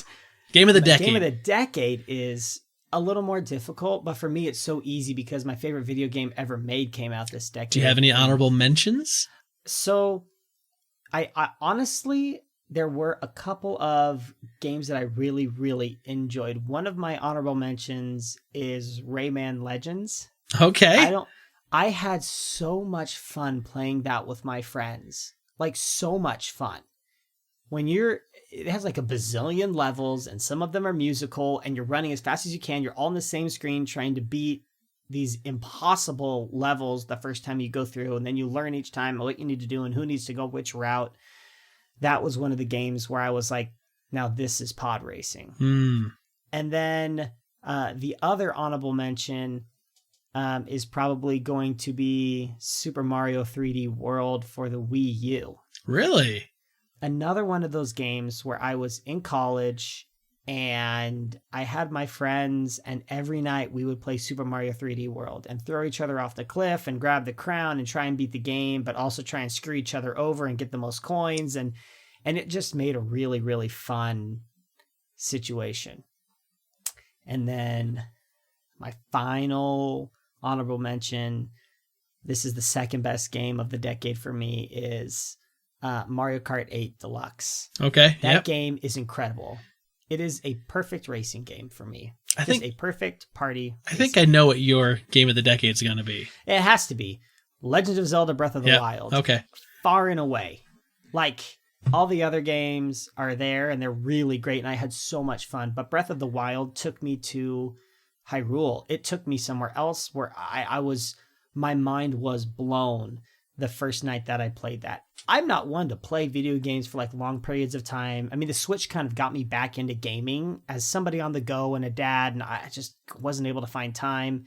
This got me back into it, and I played till 4 a.m. the first night that I got it. I couldn't believe it. I just kept going. Yep. And I couldn't stop. And I loved being lost in the jungle and then going over to the sand dunes and getting destroyed and losing to bokoblins constantly because I couldn't figure out what the freak was going on, and the lightning and the elements and the rain and the people and the village. To me, it's everything that I wanted. And I get that there are a lot of people who wish it was more like a mainline Zelda game because they like the linearity of it. But for me, when I play a game, I want to get distracted. I want to be like, ooh. And then I want to, oh, what's that? You like open world games. Oh, I love them. Yeah. Like Red Dead Redemption was the same way, and Spider-Man's kind of the same way. Yep. And Untitled Goose Game. Jesse, I played it today. Jesse's like, no, you're doing it wrong. I was like, no, I like honking at this guy because it's really funny, and I like taking the napkin off the table because he gets mad. Like, I like to get lost in it. Yeah. And Breath of the Wild, I got lost. I beat the game probably 40 hours in. I have 250 hours in the game. I just like to go there. I think I was like 125, 130 when I beat it. Yeah. You just want to be there. Yep. It's so much fun, and there's so much to see. They put so much work into every nook and cranny of that game that for me, it's just, I could talk about it for hours. It's my favorite game ever. So it's an honorable mention for me. And it was one of those games where Brita doesn't always watch me play video games, but sometimes she'll get really invested in a game, and she wouldn't let me play Breath of the Wild without her. She wanted to watch it. She wanted to see what was going on.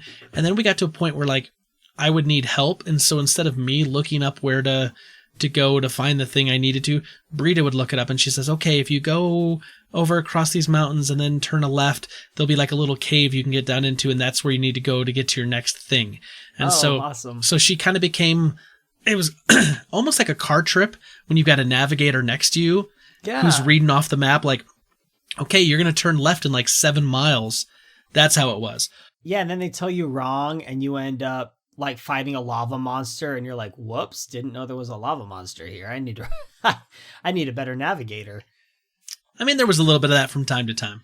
But that's so an honorable mention. BioShock Infinite. Once again, this was a game that Brita heard Ken Levine, who is the director of the studio, talking about on a podcast, and she made us go out and buy the game. I didn't know anything about the game. She heard the director of the freaking game on a podcast and said, this sounds amazing. It was an amazing game. It was an amazing story with turns and twists. And then the end, when the ending happens, I kind of went, wait, what? What? Because it had like that M. Night Shyamalan quality where like there's a big kind of twist and a thing that happens at the end that now makes you re-question everything that happens in the game. And so you have to go back and you have to evaluate it. Brita and I went on YouTube immediately after that. Actually, we talked for about an hour. Then we went on and watched like a 40-minute YouTube explanation of what had happened in the ending. And it started putting all these puzzle pieces together in our minds for us. Like, that's awesome. It was great. So BioShock Infinite, if you haven't played that, definitely worth playing. The Witcher 3.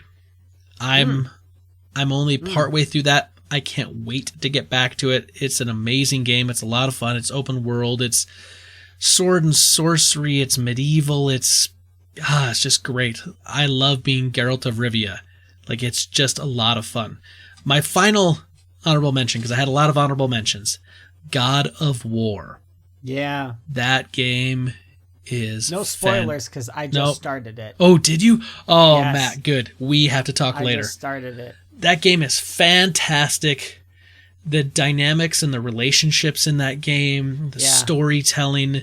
I mean, it's Cory Barlog, Santa Monica Studios, did a fantastic job with that game. I loved it so much that as soon as I beat it, I went back and started a New Game Plus because Brita missed about the first half of the story. And it was another one of those where she really got into it, started watching me play it. Then I kind of had to wait for her because she wanted to see the story. Yeah. There's an audiobook version where one of the characters from the game narrates it, and I purchased that. Wow. God of War, man. That almost was my number one. Yeah. But my number one of the decade should not surprise anyone that knows me. The Last of Us. That game is fantastic. The story of loss. I still got to get back into it. Oh, dude, you've got to finish that. The story of loss in that post-apocalyptic world and the relationship between Joel and Ellie. I've probably played that game 4 times all the way through. I'm looking forward to the sequel. It's a game that I tell people that if they're just getting a PS4 for the first time, they're just getting into PlayStation, I say if there's one game you play, make sure it's that game. Now, if there's going to be 2 or 3 games, pick up God of War, do BioShock Infinite. Like I can expand and say, like, here's my top 5 must plays. But if you're only going to play one, and I can only tell one, The Last of Us. That's the one. So that's my game of the decade. Love it. All right, Matt. TV streaming of this year, 2019. Okay. So this one is I think these are both going to be obvious. So my TV show of the year that aired season 1 this year. That's how I did it, was the TV show that like started this year. Okay. Not like season 8 or season 7 of a show, but like my TV show that started this year, and that is The Mandalorian. Easy, yeah. Show of the year. I mean, come on. We have a Sidekick podcast all about it. Do I have to say more? Did you have any honorable mentions? High School Musical, the series. Yeah. Oh, I love That's it. my honorable mention. But this year for me, for season 1s, there weren't a lot of shows that really grabbed me. there were a lot of shows that were really good this decade that I'll mention, but like when I was going back and talking to Jesse, it was just like, man, what shows did we watch? Because I'm going to be honest, I don't watch any shows without Jesse. Like pretty much no shows. We watch all shows together. It was tough for us to come up with anything that came out this year that we really liked. The only like comedy show that we liked that came out this year is a show called Perfect Harmony on NBC. We still like that show. It's going to get canceled because nobody watches it, but that's a good show. And then streaming stuff, nothing. It was Mando, man. So I have a couple honorable mentions. I kind of looked at this as if the season of this, there was a current season this year, I counted that. I didn't look at only first seasons. So I've got The Good Place as an honorable mention. I think that's a very funny show. It's a very meta show. It's also kind of about some really kind of like highbrow ideas of like the afterlife and, you know, morality and ethics, and but it's done really well. Star Trek Discovery season 2 was this year. Oh, yeah. Star Trek Discovery was fantastic. I love that. My last honorable mention, and this couldn't overtake my first because, I mean, okay, let's be honest. The Mandalorian's is my best of the year. Duh. Right? But this honorable mention, it came out 10 days ago. It is fantastic, but I will say it is not for children. It is very much adult, is The Witcher. It's based on the books by the Polish author Andrew Stampowski or Stampajewski or something like that. I know I'm killing it, and I'm sorry if you're fans of the books. I've got them. I'm going to read them. But it's a sword and sorcery fantasy genre in this really cool world where there's boys that have been raised, that were mutated upon and raised to be monster hunters. And they hunt monsters for coin, basically. There is magic that's used by sorcerers. It tells this really great story, and it brings together these 3 characters that are going to be central going forward because there's another season that's already been greenlit. But these three characters all kind of have to start out in different places, and they all kind of come together in a way to kind of do some of the characters from the books a little more justice. It has a fantastic song that is an earworm that gets stuck in your head right now.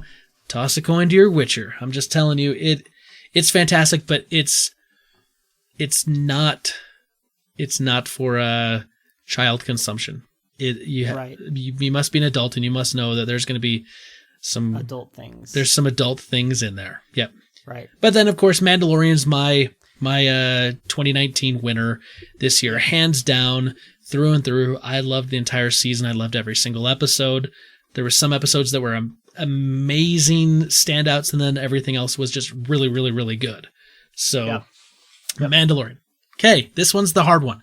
This one for me was the real hard one because, like we said at the top of this conversation, Parks and Rec and Community had to get knocked out. So, what's your streaming or TV show of the decade?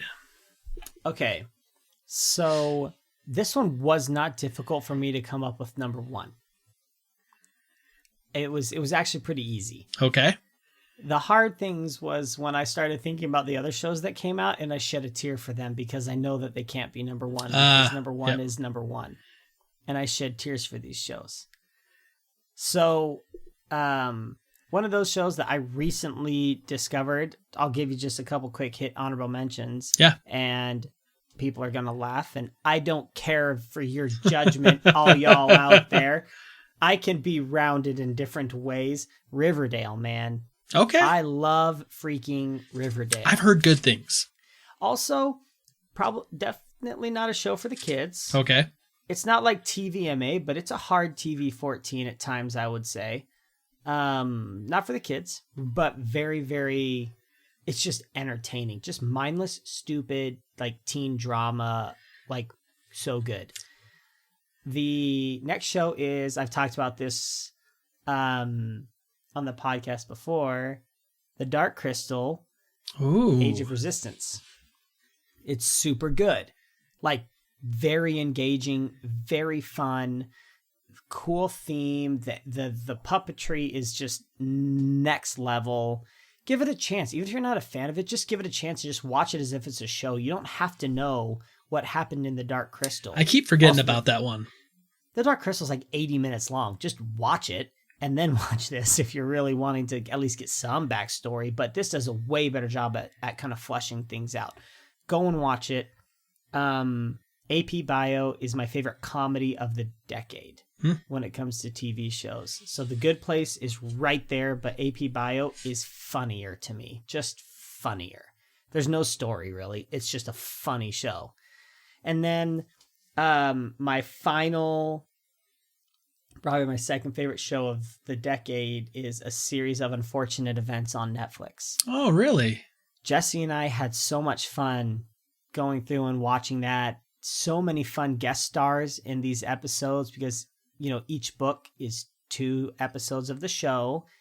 And so each book focuses on one place and there's different people in these places. And like Tony Hale from Arrested Development and who voices Forky is in some episodes. And you've got, I can't think of them all right now, but that show is really great. I mean, Neil Patrick Harris is in it. How could you not love it? Yeah.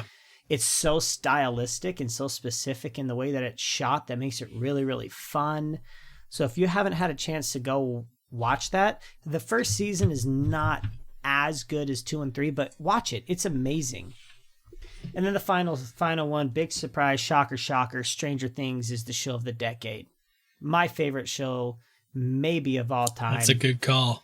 Friday Night Lights is like weeping its tears right now as I say that maybe this is my favorite show, but Stranger Things is just too good. And I don't know what else to say. We've had podcasts, sidekicks about Stranger Things. I mean, Stranger Things is amazing. I think if we ever had to do like our favorite show of all time, I think that would be way too hard.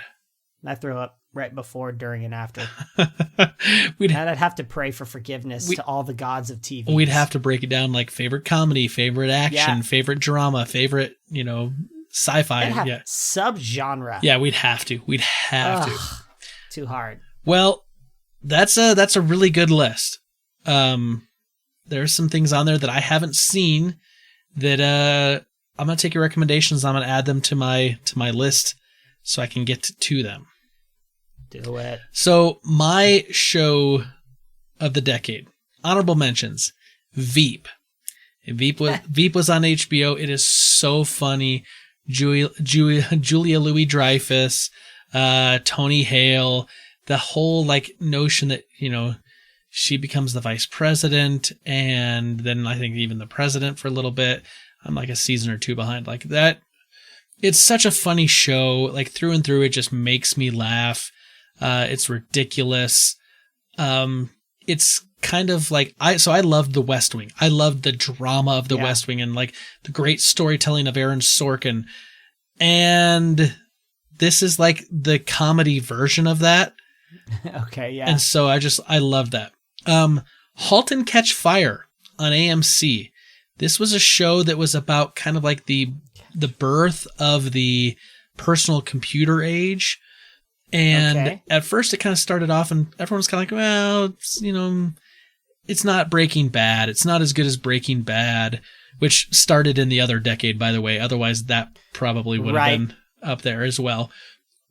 But the thing about Halt and Catch Fire is like it really like focused on these relationships between these characters of like programmers and engineers and salespeople and like the inner working of trying to like build a personal computer and sell the personal computer and then building the software that's like going to bring communities together and keep people engaged on a platform. And it's, it was kind of it's a period piece, but it's really kind of at the boom of the computer age.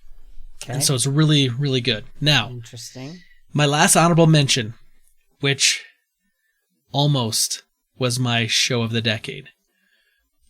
If it had not been for such a rushed last season, Game of Thrones. Game of Thrones was so solid for like 7 seasons. Yeah. I love the books. I've read all the books, the 5 books that are out there. I love fantasy. I love sword and sorcery type of stuff. Game of Thrones for me hits on so many levels. But once the show got past where the books were, I kind of felt like there was a loss of direction, and it kind of felt like it was a little off the rails at time. And the last season was a letdown for a lot of people.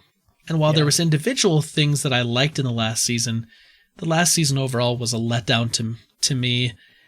And if you're telling such a big, grand story and you don't finish strong, and it didn't finish strong, and I don't think anyone will say that it finished strong. Right. If it doesn't finish strong, whether you like the ending and how it ends or not, if it doesn't finish strong, that's a huge letdown. And for me, that knocked it just out of the top spot. Yeah. So my top spot is Stranger Things. No surprise. Stranger Things is excellent. It's not horror. It's suspense. Yeah. Even though it has horror elements in it, but it's these kid actors that do such a wonderful job. It's the nostalgia of the 80s that like reminds me of my childhood. It's well written. It's well acted. The music in it's really good and builds tension and suspense. It is everything that I need in something that's new and different, and it stands out. And it's streaming, so it all drops, and you can just like devour a whole season. Yes. Which I do love from time to time. Although I do love like The Mandalorian, how they did it, and I love that. gave us so something good. to talk about every week. So, Stranger Things is my TV/streaming show of the decade. Love it. So, Super Friends, the question is, we've rambled on a lot tonight, but the question is to you, what was your 2019 movie, TV show, and video game? And then what was your movie, TV show, and video game of the decade? And tell us why. You can go into some detail. We're interested to see. Matt, last show of 2019 that we're recording. I know it's going to like release Crazy. barely into 2020, but good way to end the decade together, my friend. Yes, a good way to end the decade and enter our sports podcasting careers. Fortress of Can't wait. Sportitude. That sounds so bad. It does. That's awesome. Okay, I'm calling it right now. We're going to stay the Fortress of Nerditude. Yeah. Executive decision. Yeah, Sorry, it's- we're not going to talk the Cubs every week. It's probably true. I think we'll probably stick with our format and not completely change. Yep, I agree. Well, from the last time in 2019, from all of us here at the Fortress of Nerditude to all of you out there, wherever you may be, may the Force be with you. Always.